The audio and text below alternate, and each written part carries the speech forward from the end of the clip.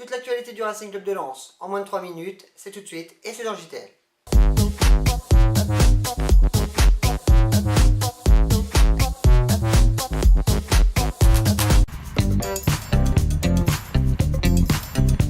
Hier soir, alors que le mercato estival n'était pas encore terminé, le Racing Club de Lens a publié un communiqué sur son site internet indiquant que le club ne pourrait pas recruter. En effet, le club artésien n'a toujours pas reçu les 4 millions d'euros nécessaires à la levée de l'interdiction de recrutement par la DNCG.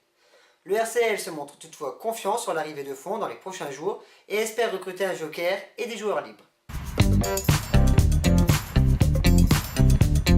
Le communiqué du RC Lens a fait réagir de nombreuses personnes et notamment l'ancien maire de Lens, Guy Delcourt. Répondant à plusieurs tweets d'internautes, l'élu évoque plusieurs sujets. Le fait que Gervais Martel serait victime d'un complot de la part d'Afis Mamadov pour l'évincer, ou encore le fait que Guy Delcourt agirait en sous-marin pour sauver le RC Lens. L'élu évoque d'ailleurs une réunion aujourd'hui concernant le club, sans plus de détails sur son issue. Le collectif Lens 2.0 fait de nouveau parler de lui dans un nouveau communiqué. Alors que le premier n'avait pas entraîné de réponse de la part du club, le collectif demande de nouveau à Gervais Martel de clarifier la situation et ainsi donner un peu plus de clarté à une communication du club parfois floue. Reste à savoir si cette deuxième tentative sera la bonne.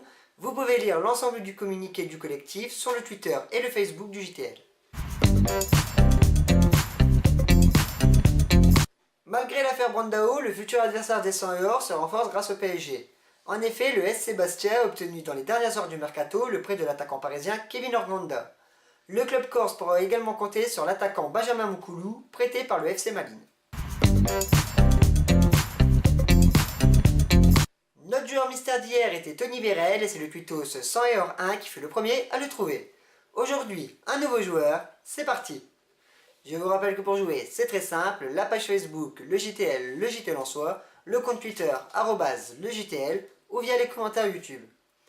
Merci d'avoir suivi cette nouvelle édition du JTL, vous êtes de plus en plus nombreux à regarder notre édition, merci à vous. Nous, on se retrouve dès demain, allez lance!